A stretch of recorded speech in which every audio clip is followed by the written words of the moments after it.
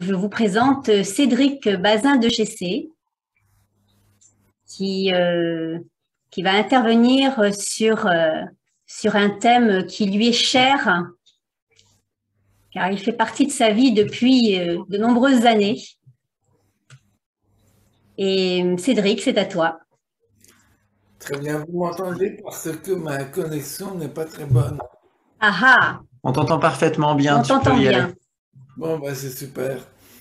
Bon, bah écoutez, d'abord, bonjour. Bonjour à tous et merci d'être là, tout simplement. Merci à toi, Nathalie, et à tous ceux qui organisent ce salon et qui me donnent l'opportunité de témoigner. Voilà, il y aura deux conférences, je crois, une maintenant et une deuxième demain. Voilà, donc c'est le thème de ce salon, c'est la liberté, et j'ai ajouté au cœur de la maladie. Un jour, la maladie m'a dit, monte sur mon dos, et ainsi tu seras libre, et tu pourras découvrir un trésor caché. Nom de Dieu. Quand la maladie vous dit ça, dans un état de détresse ou dans un rêve, ça vous bouscule un peu. Monte sur mon dos et tu seras libre. Pour ceux qui ne me connaissent pas, je m'appelle Cédric Bazin de Gessé, CP2J. Je suis auteur, talker, conférencier. Je suis patient expert, c'est à la mode en ce moment. Et je suis membre invité des hôpitaux de Mons et Warklinnie en Belgique. Qu'est-ce que je peux vous dire d'autre? Eh oui, j'ai aussi une particularité, c'est que je me suis marié il y a 15 ans, j'aime bien le dire, avec une tumeur au cerveau qui est tombée sous mon charme. J'ai essayé maintes fois de divorcer, mais on n'a pas réussi. Donc, tumeur cérébrale qui, avec le temps, m'a apporté des compréhensions de la vie, avec le temps m'a apporté des joies, mais aussi de la souffrance, évidemment. Et une autre particularité, c'est que je viens d'avoir le Covid. C'était à la fin du mois de décembre. Mais que le Covid a été balayé par la tumeur qui ne voulait pas d'elle. Donc j'ai eu un petit Covid qui n'a pas duré longtemps. Et donc la tumeur au cerveau, c'est une sacrée personne. Donc voyez-vous, il y a un an, j'ai décidé de témoigner. Que je ne voulais pas faire ça, préférant rester dans ma grotte, comme un loup solitaire. Eh ben non, il y avait un mouvement d'aller dans le monde, comme je fais avec vous là, pour parler de la maladie. Mais pour vous dire, une chose qui pour moi est essentielle, c'est qu'on peut faire de la maladie une bonadie. Faire de la maladie une bonadie. Ça veut dire quoi? Ça veut dire que on peut faire de toute adversité de la vie une opportunité pour trouver quelque chose qui va nous faire évoluer, tout simplement. Voilà pour les présentations. Je vous ai dit au début, la maladie me dit, monte sur mon dos et tu seras libre. Tu trouveras un trésor, mais attache ton chameau. C'est très important ça, attache ton chameau. Vous allez voir que je vais utiliser des images qui vont se mêler à la réalité, des métaphores. Ben oui, parce que moi je suis un éternel enfant. J'aime bien les images, j'aime bien les trésors. Et cette imagerie m'a beaucoup aidé et m'aide toujours dans mon rapport à la maladie. Donc, la maladie, c'est quoi? La maladie, c'est mal. La maladie, c'est un virus. La maladie, ça tue. Ça fait couler le sang. Ça vous met dans une souffrance. Alors évidemment, il y a plusieurs types de maladies. Donc je parle en mon nom. Une personne qui a eu un cancer, qui a un cancer, je parle de sclérose en plaques, je parle d'autres problèmes. Le cancer, ça suffit déjà. Et donc, la maladie, qui est en fait, si vous entendez bien autour de vous, elle fait peur, il faut s'en débarrasser, il faut la massacrer, la tuer pour aller mieux. C'est comme ça que, quand vous écoutez bien autour de vous le Covid, c'est comme ça qu'on traite le pauvre Covid. On veut lui faire sa fête, quelque part. Et on a tous été conditionnés à vouloir tuer et combattre. C'est comme ça. Alors, la maladie, c'est l'ennemi public numéro un de la vie. Bah oui, la vie. Alors, la vie, c'est quoi? Eh bien, la vie, et là, on est tous dans le même bateau. La vie, on est tous, et ça, je pense qu'il n'y aura pas d'exception. On est tous sortis du ventre de notre mère. Et puis après, on a été éduqués, la mère, le père, la famille, l'école, l'éducation. On a tous vécu des choses comme ça, plus ou moins fort. Et puis les métiers, les expériences, les échecs, les réussites, la vie continue. On vieillit, on a la retraite, on s'occupe comme on peut, et puis on meurt. Ça ne vous apprend rien. C'est comme ça la vie. Et puis on trouve des satisfactions, des gratifications. On se réalise ou pas, mais on vit. Mais le cheminement est pour tout le monde pareil. C'est on va vieillir et on va mourir. On aura fait des métiers. On aura été une personne très connue ou totalement inconnue. Nous sommes tous très différents les uns des autres, mais nous avons cette biographie extérieure. Et même nous avons un fonctionnement pareil. Nous sommes des êtres humains, ça veut dire quoi? C'est que nous avons tous un corps. Peut-être un sexe différent, soit, mais nous avons tous un corps. Nous avons un cœur, des émotions, et nous avons une tête. Et en plus, nous avons des énergies aussi. Et puis, nous sommes le fruit de nos parents. Je pense que tout le monde est d'accord avec moi. Je ne raconte pas le truc super génial qui vient d'arriver. Et puis, nos parents sont les produits de leurs parents. Donc, on recule, on recule, on recule. Donc, vous, comme moi, nous sommes des produits pur jus de nos ancêtres. Waouh! Donc, maintenant, la maladie arrive. Elle arrive et elle va bousculer tout ça. Elle va bousculer tous ces repères que nous avons reçus. Elle va bousculer quelque part cette liberté extérieure que nous avons eue, différente suivant les pays. Mais une liberté d'expression, une liberté de bouger, une liberté émotionnelle. La maladie arrive. Elle s'en fout de votre liberté. Elle arrive. Certains savent pourquoi, d'autres ne le savent pas. Elle arrive et elle vous emprisonne. Pourquoi je dis ça? C'est ce que j'ai vécu. Donc je n'ai pas attendu le Covid pour être confiné. J'ai eu la chance, si on peut dire, je dis ça avec du recul, d'avoir vécu un confinement magistral, royal, avec le cancer, il y a 15 ans. Donc ça date. Donc, le confinement, j'ai bien connu. J'ai été opéré 5 fois dans ma vie, et à chaque fois, il y avait du confinement. Le confinement, vous êtes à l'hôpital,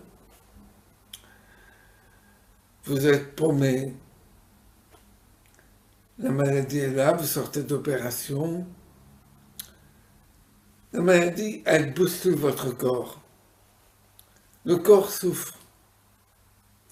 Et dans mon cas, une opération à la tête, c'est le corps prend cher. Même si vous êtes anesthésié, inconscient, votre corps, lui, est conscient, quelque part. Et vous sentez que, bon, il s'accroche, mais il y a de la souffrance.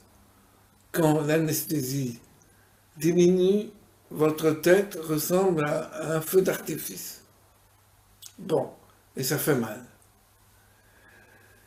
Puis, c'est pas tout, la maladie, elle s'occupe aussi de vos émotions.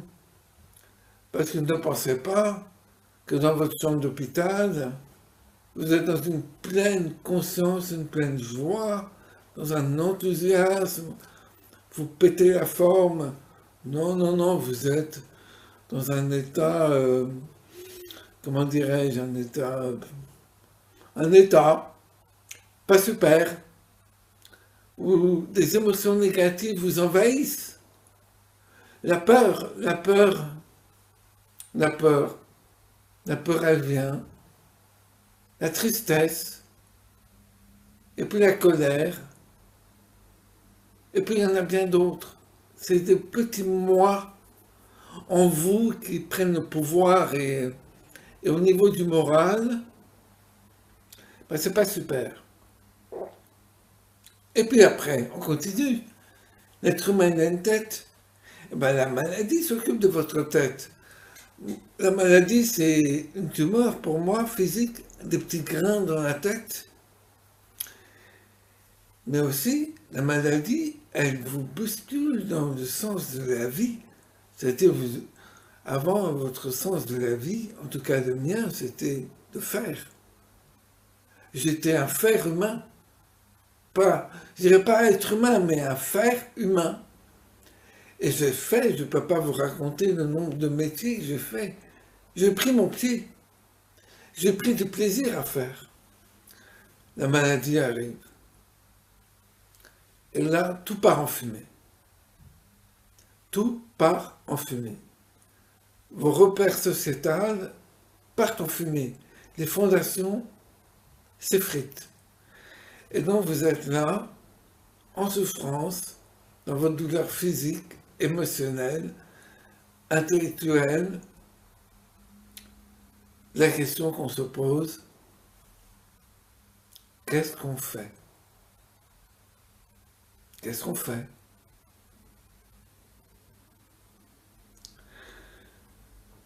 Elle est là la question. Qu'est-ce qu'on fait à ce moment-là? Alors que toute ma vie, j'ai été comme vous, j'ai reçu les enseignements de la vie matérielle, et tout d'un coup, tout part en fumée. Et là, à ce moment-là, quand vous êtes dans un no man's land intérieur, un vide intérieur, vous n'avez même plus la force de penser, de bouger, ressentir des émotions, c'est cadet de vos soucis. Et dans ce silence intérieur, la maladie, qui est quand même quelque chose de bizarre, parce qu'elle a un petit côté schizophrène, si je peux dire. C'est qu'elle vous dit, elle vous fait mal, je t'emprisonne, mais à côté de cela, monte sur mon dos et tu seras libre et tu découvriras un trésor caché. Vous voyez, c'est quand même assez étonnant. Et comme elle me connaît, la maladie, elle sait que j'ai toujours eu le goût de l'aventure. Donc elle me propose d'aller chercher un trésor. Et moi je dis oui. Mais oui, quand il s'agit d'un trésor caché, je prends mon costume de pirate. Et malgré la souffrance, j'y vais. Donc, logiquement, suivez ma réflexion. Si vous voulez monter, il vous faut une échelle. Monter sur le dos de la maladie, il faut trouver une échelle. Et en prison, il n'y a pas d'échelle. Donc il faut en construire une. Vous voyez? Et mais tout ça, c'est vraiment des questions que je me suis posées. C'est pas un délire.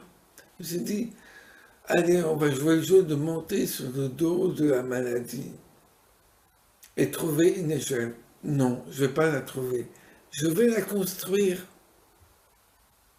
Je vais construire l'échelle. Et je vais monter. Parce qu'en fait, la maladie, elle vous dit, la porte de sortie, c'est pas la porte d'entrée. C'est pas une porte d'entrée qui est horizontale. Elle vous dit non, la porte de sortie, il faut monter. Il faut aller vers le haut.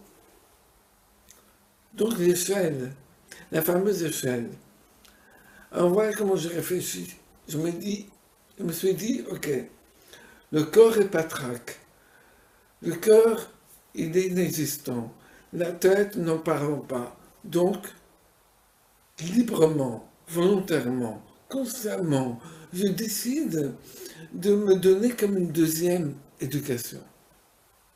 C'est-à-dire que je décide, et là, c'est pas quelque chose qui vient de l'extérieur, je décide par moi-même de prendre soin, tranquillement, du corps, du cœur et de la tête. Et aucun médecin peut faire ça à ma place. Personne ne peut le faire. Alors, prendre soin de son corps, il y a tellement d'aspects.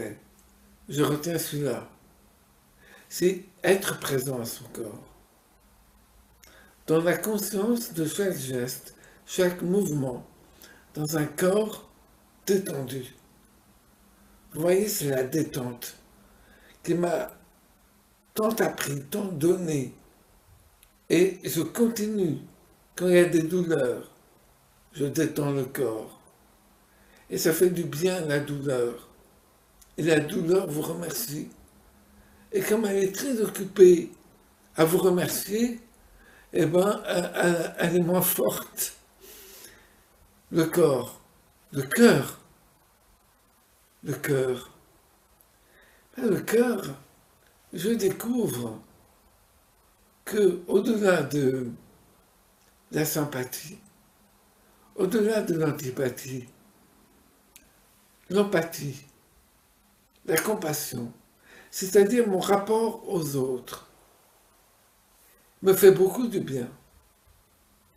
Et comme ça rajoute des barres à cette échelle. Une barre horizontale, puis une autre, puis une autre. Donc l'échelle commence à se former. Et puis on arrive à la tête, cette fameuse tête qui a bien souffert. Eh bien là, c'est toujours, je remarque que c'est toujours les attitudes que je dirais de qualité, les attitudes nobles vis-à-vis des autres, mais me rendent la joie et l'enthousiasme. Et non par rapport à l'autre, et par rapport à la tête. J'évite de juger, de comparer, de critiquer. Je suis simplement à l'écoute de l'autre. Et je me décide librement d'être émerveillé, étonné, curieux de ce que l'autre veut me dire. Je ne projette pas un mental. Vous voyez, la tête est tellement forte, même s'il y a une tumeur au cerveau, elle est tellement conditionnée à juger qu'elle n'en fait qu'à sa tête. Mais c'est pas grave, je retourne à mes lignes, à mes buts, de prendre soin de mon corps, de mon cœur et de ma tête. Et quand vous additionnez tous ces ingrédients, vous créez une échelle. Rappelez-vous, le but, c'est de monter sur le dos de la maladie et de découvrir un trésor caché. Alors, je monte, l'échelle est faite, et donc je monte sur l'échelle avec cette intention de découvrir un trésor. Je m'en fous de la liberté, moi je veux mon trésor. Vous voyez, je veux le trésor. J'ai toujours adoré chercher le trésor. Alors je monte et j'arrive sur le dos de la maladie. Et je vois que tout ce cheminement-là est rempli de combats et d'embuscades parce que une des parties en vous veulent que vous restiez dans le fossé et dans la souffrance. Nos traits de caractère sont forts, nos instincts sont forts. Quelquefois, vous êtes pris par la peur, vous ne savez pas pourquoi. Donc, cette échelle, elle vous amène finalement tout en haut, au-dessus de la maladie. Et là, quelle impression on a? Déjà, on voit mieux. On a une vision, on va dire méta. On voit la prison, on voit sa prison. On voit aussi que quelque part, d'où on venait, c'était aussi une prison quelque part. Pourquoi? Parce que vous comme moi, on a été conditionnés fortement quand même. On a reçu beaucoup et c'est très bien, ça nous a permis de nous intégrer dans la société. Mais quand même, si on raisonne un peu d'une manière rationnelle, on se dit, mais quand même, j'ai reçu beaucoup, mais c'est qui moi? C'est qui moi? Je veux dire, ok, j'ai reçu... Et en haut, sur le dos de la maladie, je me suis posé cette question, c'est qui moi? Et j'avais déjà des réponses, un peu, en prenant la décision de m'éduquer moi-même, de redonner au corps, au cœur et à l'esprit ses lettres de noblesse, je voyais qu'en moi naissait quelque chose de très mystérieux, de très particulier. C'est un...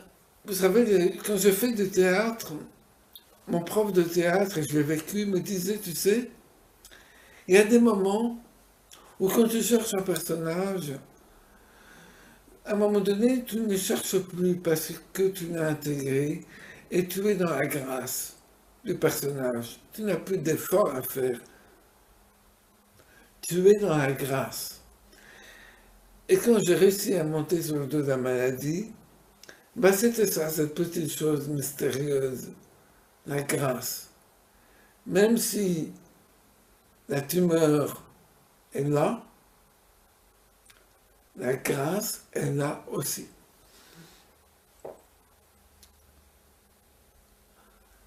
Alors, je pourrais m'arrêter là. C'est une super résilience, ce que je vous raconte. Mais je n'avais pas mon trésor. J'avais pas mon trésor. Je suis allé sur le dos de la maladie. Et je lui ai dit, mais tu m'as promis un trésor. Il est où? Et j'étais en colère. Je dis, mais il est où ce trésor? Et la maladie me dit, Bah là, pour le trésor, en fait, euh, je peux t'indiquer une direction, mais je peux plus t'aider. Je n'ai pas ce trésor. Je ne l'ai pas dans les mains. Mais là, pour aller le chercher, je sais même pas si tu le trouveras, mais tu pourras tendre vers. Eh ben, il va falloir faire une chose. La maladie me dit, tu vois, tout le travail que tu as fait de résilience, d'une échelle, c'est, tu vois, ça t'a permis plutôt d'avoir les pieds bien sur terre. Bien sur terre. D'avoir, même si ton corps souffre, tu arrives à bien gérer la douleur. Tu arrives à bien gérer tes émotions et ne pas te laisser aller au négatif. Tu trouves un espace où tu les mets, ces émotions négatives, et tu es dans plus de sérénité. Et tu gères mieux aussi tes pensées. Tes pensées qui divaguent, tes pensées, je mérite de tomber malade, ou je mérite de ne pas vivre. Oui, on a des schémas de pensée comme ça. Et donc la maladie me dit, Cédric, ok, bonne résilience, comme beaucoup, comme beaucoup. La résilience, c'est un peu à la mode en ce moment, mais j'ai rencontré dans ma vie de passion beaucoup de résilients. Mais j'étais frustré de cette résilience. Des pieds sur terre, une résilience, mais pas de trésor. Et là, je vous ai parlé de la grâce. La maladie se tourne vers le ciel et regarde le soleil. Et elle me dit, jusque-là, tu as fait des choix libres. Libre, tu as décidé par toi-même. La maladie te permet ça. Pas besoin de tomber malade pour faire des choix libres. Mais là, et là c'est intéressant, là elle me dit, il existe une liberté qui n'a rien à voir avec le choix. Tu ne peux que la désirer. Tu ne peux qu'être dans l'intention de se tourner vers cette liberté. Et cette liberté, il n'y a pas de choix. Il y a plutôt une énergie et un champ. Et vous pouvez recevoir des parfums de ce champ quand vous vous tournez vers le soleil. Et à ce moment-là, eh ben, le trésor, c'est le soleil. C'est cet espace où que vous invite à avoir la tête dans les cieux. Vous avez les pieds sur terre, la tête dans les cieux. Et quand vous avez la tête dans les cieux, eh ben, vous regardez le ciel et vous posez l'intention de vous tourner vers le ciel et de vivre à partir du ciel. Et qu'est-ce que ça veut dire? Ça veut dire qu'il n'y a pas d'effort à faire. Jusque-là, l'échelle était un effort. Mais quand vous arrivez à vous relier à cette force de liberté qui est une force d'amour, quelque part, ben vous êtes un peu plus vous-même. Vous n'êtes plus le faire humain avant la maladie. La maladie arrive, en fait, elle vous apprend peu à peu à être un être humain. Et vous êtes une bénédiction pour vous-même et pour les autres. Parce qu'après, vous retournez dans la vie. Mais grâce à la maladie, je suis devenu beaucoup plus libre. Et la liberté est une pratique pour moi horizontale avec des choix et verticale dans, comment dirais-je, une aspiration à la grâce. L'aspiration à la grâce que nous avons tous. Voilà, Nathalie.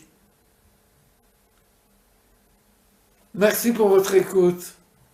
Merci à toi, Cédric. Est-ce que vous avez des questions peut-être à poser à Cédric? Est-ce que tu es d'accord, Cédric, pour qu'on te pose des questions?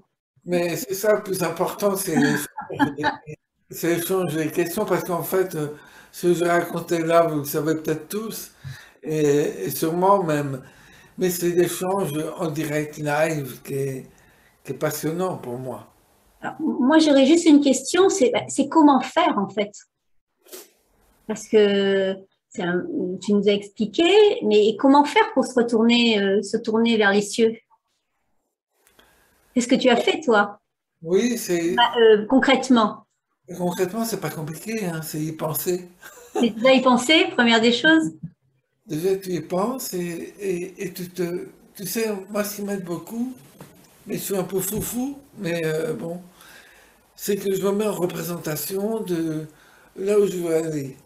C'est-à-dire qu'en représentation, c'est que je fais comme si. Tu vois, dans une heure, je vais rencontrer une personne. Et je me dis, avant de la rencontrer, je fais comme si j'étais un mec sympa. Pas dire que je suis pas sympa, mais je fais comme si vraiment j'étais quelqu'un de sympa, à l'écoute. Toi, je le décide.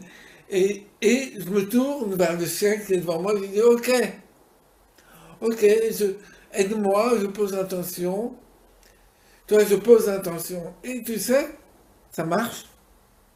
Vraiment, ça marche, hein. C'est pas compliqué, c'est assez simple. Le plus dur, c'est d'y penser. Le plus dur, c'est d'avoir la gymnastique d'y penser. Parce que si on se relie pas assez, on devient vite comme un animal très mécanique et on reprend ses habitudes. Tu vois? Alors, je vois une question de comment faire pour construire son échelle. En Bah, fait, tu sais, il y a beaucoup de gens, tu sais qu'on est quand même dans un monde, on est très matérialiste, on est très cartésien, on a tous besoin d'avoir des preuves, des choses comme ça, tu en as eu toi, mais concrètement, ok, on y pense, mais comme tu dis, son échelle, c'est quand même, qu'est-ce que c'est pour toi? Comment tu fais pour construire ton échelle? c'est très concret pour moi, c'est-à-dire le corps, de chair et d'os. Comment concrètement on en prend soin. Ce que j'ai fait, moi, c'est me détendre, mais c'est aussi mieux manger. C'est manger plus biodynamique, bio, mais c'est aussi jeûner. Je fais des jeûnes d'une quarantaine de jours, enfin, en tout cas un an, une fois par an. Donc, c'est-à-dire que euh, j'aborde le corps, je vais dire, je vais te donner à manger de belles impressions. Tu vois, c'est concret ça. Je le promène comme, bon, je provoque, hein, comme mon petit animal domestique. Je le promène dans la forêt. Je dis, viens, je vais te promener dans la forêt. On va avoir des belles impressions. Et le baromètre, c'est ça, ça fait du bien. Vous êtes bien avec vous-même. Ça, c'est le corps. Après, les émotions concrètement. Comment, ma problématique, c'était les émotions négatives à longueur de temps. Donc, comment je l'aborde? Euh, Surtout pas, parce que je l'ai fait, c'est casse-toi. Je veux plus te voir. Je vais te décapiter. Non, ça marche pas ça. Non, non, c'est avoir le cœur et le courage à rester devant et choisir librement si l'émotion négative reste ou ne reste pas. Mais c'est un chemin de cœur où tu t'adresses comme un ami à toutes les parties de toi-même, qu'elles soient sombres ou lumineuses. Bon, et puis la tête, c'est, nous avons des pensées.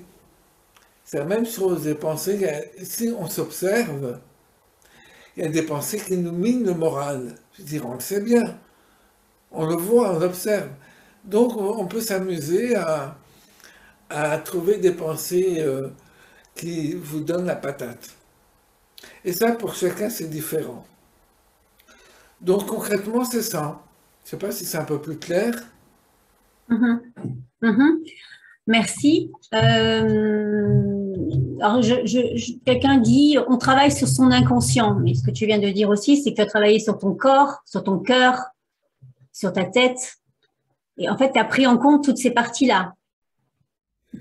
En fait, c'est comme si, comme tu parles de monter sur le dos, tu as pris tes responsabilités face à cette maladie, et voilà, c'est ça? Oui, et surtout à la base, je suis un très grand matérialiste. Mhm. C'est très important. Euh, C'est-à-dire que je suis un ancien tailleur de pierre. Donc j'ai toujours aimé le minéral, la pierre. Et, euh, et ce qui était bien dans la taille de pierre, c'est que on voyait le résultat de votre travail à la fin de la journée. C'était concret, c'était visible. J'ai abordé la taille de mon être de la même façon.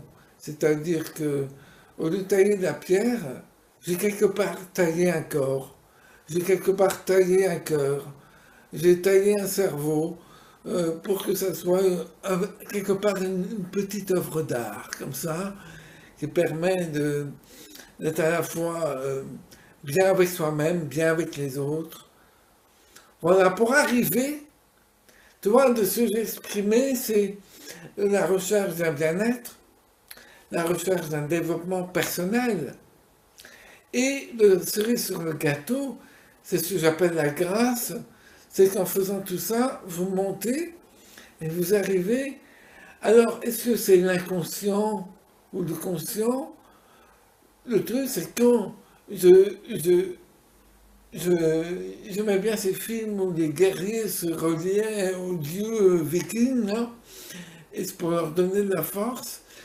Et ben, quelquefois, je m'amuse à me relier au dieu de l'amour, à la déesse de la sérénité.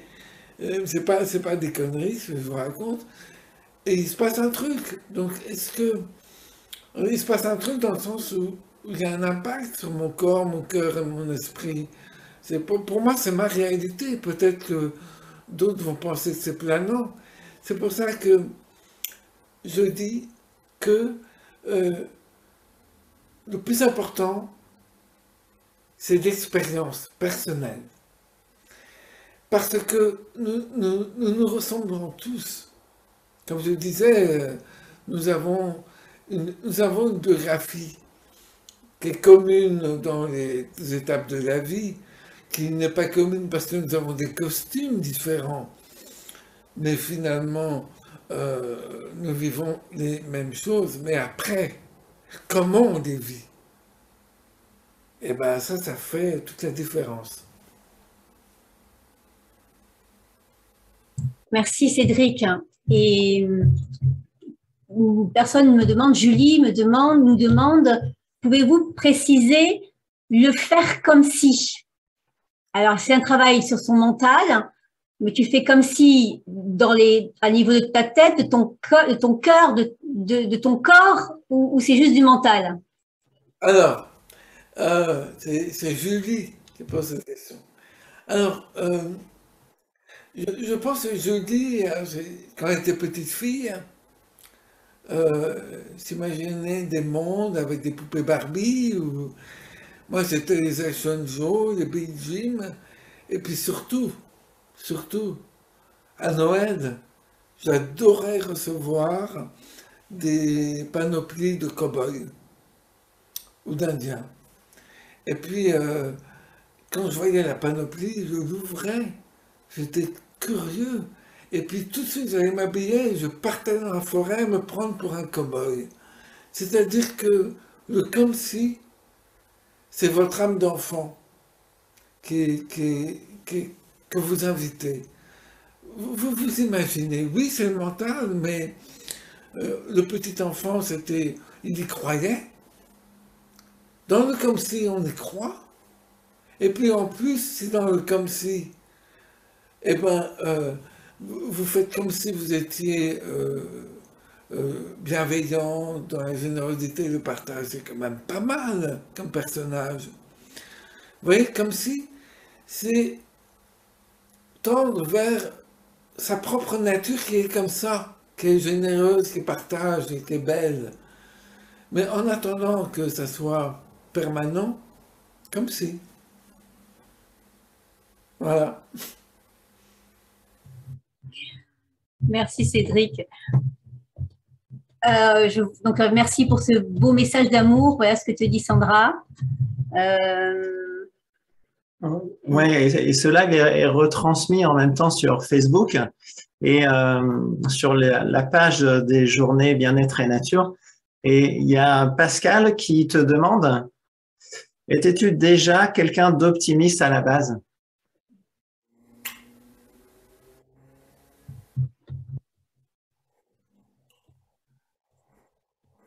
Pas vraiment. Pas vraiment. À la base, j'étais un grand dépressif.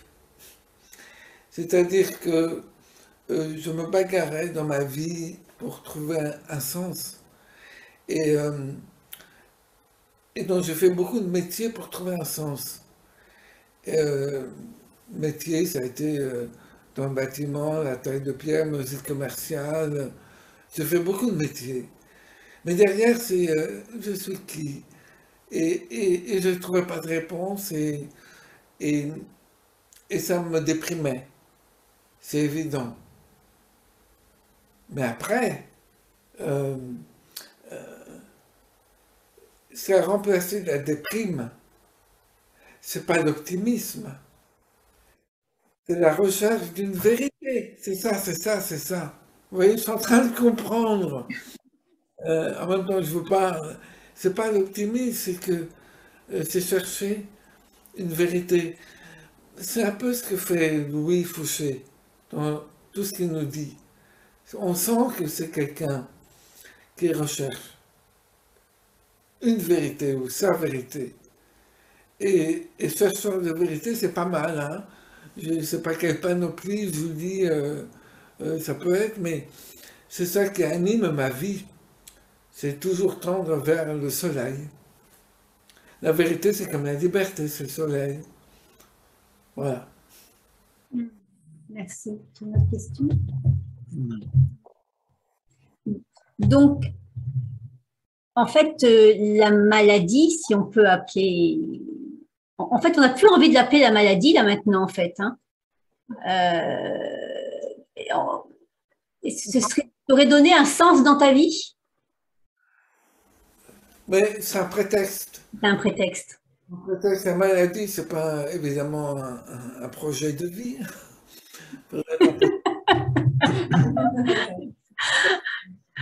De vie. Mais j'aime bien, j'ai trouvé cette phrase, la maladie est une bonadie, parce que, euh, mais la maladie comme une séparation, un échec, quelque chose qui nous fait souffrir. Louis disait, parler de la souffrance à un moment donné, ça fait partie de la vie. Euh, bah, moi, je vous ai dit, elle est tombée amoureuse de moi, la tumeur, je lui ai pas dit, viens, on va se marier. Euh, donc, c'est à vous de décider comment vous abordez l'adversité. Et on peut l'aborder d'une manière automate, soumise, où on laisse quelque part les médecins, dans mon cas, s'occuper de vous, ou c'est ce que j'ai fait, tout en travaillant avec les médecins, réfléchir par vous-même et décider d'une politique. Vous voyez, ma plus belle expérience, c'est quand j'ai eu la chance, et je dis bien que c'était une chance, d'avoir eu des diagnostics médicaux contradictoires.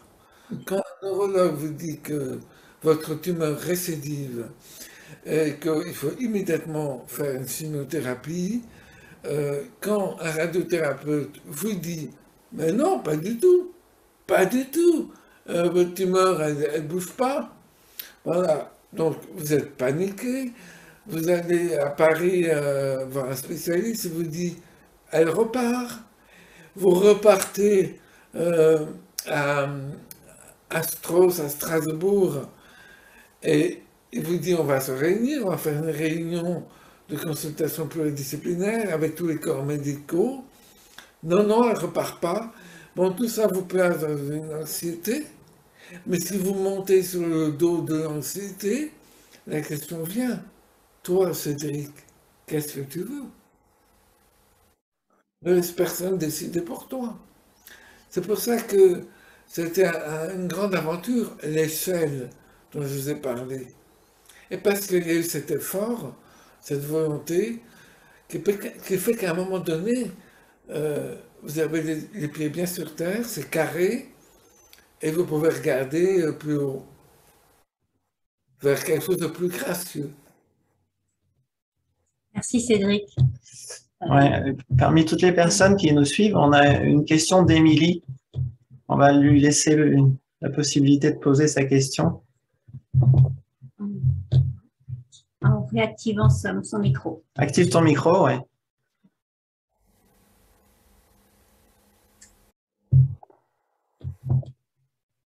Non, on n'entend pas, Émilie. Est-ce que tu peux On n'entend pas du tout. Alors peut-être que c'est nous. Ah, j'ai loupé un morceau, souci technique. J'ai également un cancer et une grosse dépendance affective. Et j'ai aussi fabriqué l'échelle. Merci, merci Émilie. Ça y est, je suis arrivée. Oui. Je pense qu'on m'entend. Oui, on vous On entend. t'entend très bien. Ouais. Voilà. Donc merci Cédric pour le témoignage.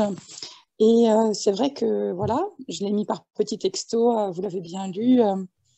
J'ai également fabriqué l'échelle. Je pense que chacun a sa manière propre aussi de trouver ses solutions pour prendre de la hauteur et monter sur le dos de la maladie ou de manière générale des problèmes qui se présentent dans la vie. Et c'est vrai que je ne sais pas si dans ce salon, il y aura l'opportunité effectivement de parler de ces solutions qui peuvent se présenter, que l'on peut construire et pour laquelle on peut avoir une aide à la construction. Bonjour. Bien. Vous savez, c'est...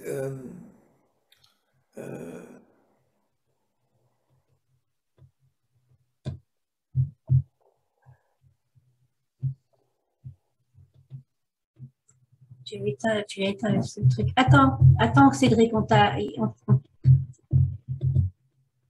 tu peux remettre ton micro. On t'a coupé le micro, t'as coupé le sifflet, désolé. Est-ce que tu peux le remettre ou pas? Alors, il va essayer de le remettre. Mets-le. Tu peux. Mais alors.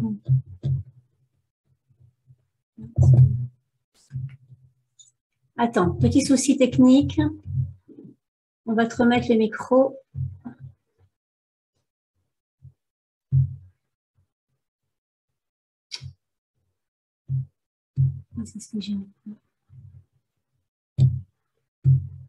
Est-ce que tu peux...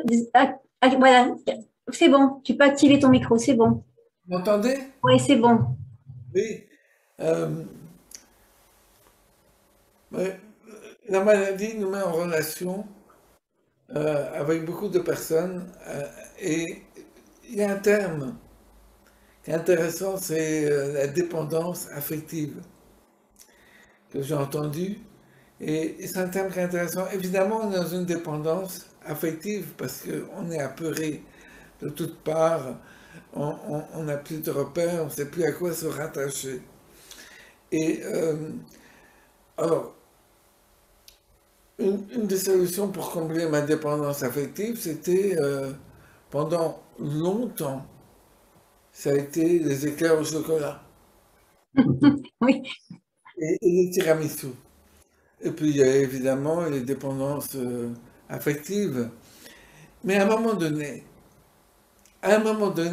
j'ai compris un truc que je n'avais pas compris. Il m'a fallu du temps. C'est que l'attention que je portais à l'extérieur pour combler mes manques, comme des éclairs au chocolat, des bonnes boulangeries parisiennes, Ben, j'ai compris que je pouvais m'autoriser à me donner de l'attention à moi-même. Ça peut paraître bizarre, mais ça veut dire être présent, être un peu plus présent. On peut, tout en mangeant des éclairs au chocolat, et ben j'en mange en étant présent. Et ben ça m'a beaucoup aidé. Mais comme vous dites, chacun a sa manière de trouver. Et le baromètre est toujours le même. Est-ce que ce que vous avez trouvé vous fait du bien? Ce que vous avez trouvé, est-ce que ça vous fait du bien? Est-ce que par rapport à la relation avec les autres, c'est mieux? Vous voyez, c'était mes baromètres. Ça l'est toujours d'ailleurs. C'est est-ce que ce que je fais, ça me fait du bien à l'autre et ça me fait du bien à moi. Voilà. Merci Cédric. Merci. J'aurais, moi, personnellement, une question. Tout à l'heure, tu as dit que finalement, tu n'avais pas le choix, que la seule solution, c'était de regarder vers ce trésor qui était le soleil. Est-ce que tu pourrais expliquer, malgré tout, pourquoi certaines personnes ne choisissent pas cette voie-là? Merci pour ta question. Je t'en prie. C'est une super question. Parce que dans ta question, il y a deux choses. Il y a deux aspects. Le premier aspect, c'est le destin. Et le destin est différent pour chacun. Euh, tout ce que je vous ai raconté, il y en a, ils s'en foutent royalement, c'est pas leur problème. Et c'est pas un problème. Euh, Pourquoi la personne avant moi a fait aussi une échelle comme moi? C'est le destin. À un moment donné, on ne sait pas. Il y a quelque chose de mystérieux dans cette affaire. C'est pour rebondir sur le deuxième aspect. Et le deuxième aspect, vous êtes culotté, hein?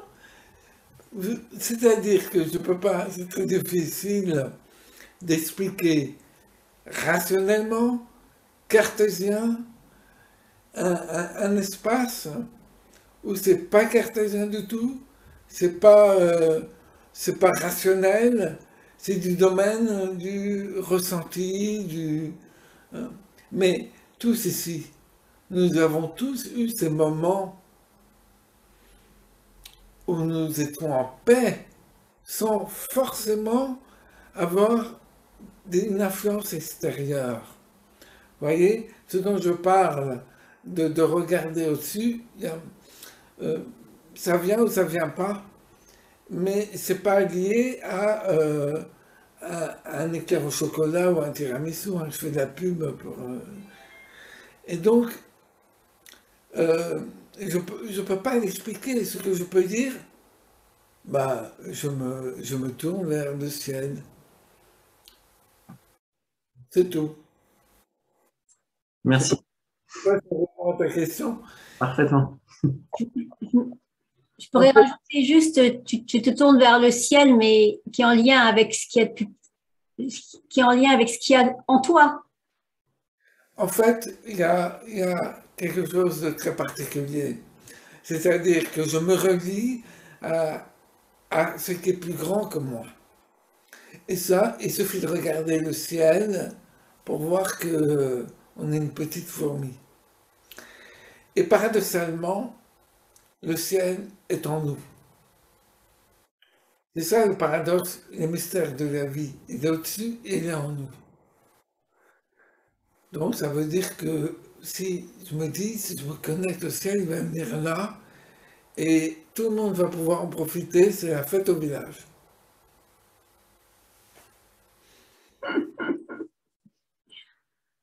Merci à toi, Cédric. Merci pour ce beau témoignage. Je ne sais pas s'il y a encore des questions. Je regarde juste. Les moments de contemplation dans la nature, par exemple, quand on apprend à se poser en soi, à lâcher prise à ses pensées, c'est aussi un des moyens, effectivement, de pouvoir se relier. Et comme nous a dit très bien Louis Fouché tout à l'heure, c'est se relier à soi-même se relier aussi, qui permet de se relier aussi aux autres, hein, et se relier à quelque chose de plus grand. Est-ce que tu veux nous dire juste un mot pour terminer? Mais bien sûr. C'est toi qui vas terminer. Deux choses. On parle souvent d'être soi-même. Moi, avant, ça me faisait bien rire. Soi-même, si ça veut dire. Et en fait, par rapport à tout ce que je vous ai dit, la maladie, tout ça, pour moi soi-même, c'est être vraiment dans de belles qualités humaines. C'est être bienveillant, être joyeux. C'est quand j'arrive à poser des actes comme ça, je me sens dans ma force, les pieds sur terre, et j'oublie pas que ces qualités, ces grandes qualités de l'amour, de la joie, de la sérénité, c'est pas humain. Ça vient de là-haut et ça va dans l'humain. Et c'est là où je dirais que quand j'ai lu dans un bouquin que l'être humain était un esprit incarné dans un corps physique, j'ai dit waouh! Et ben je l'ai vécu ça. Et je le vis de plus en plus. Le deuxième aspect, mais je vous donne rendez-vous demain pour la deuxième conférence. Et là, euh, c'est un peu provocateur, mais j'aime bien provoquer aussi. C'est accepter de mourir pour être libre.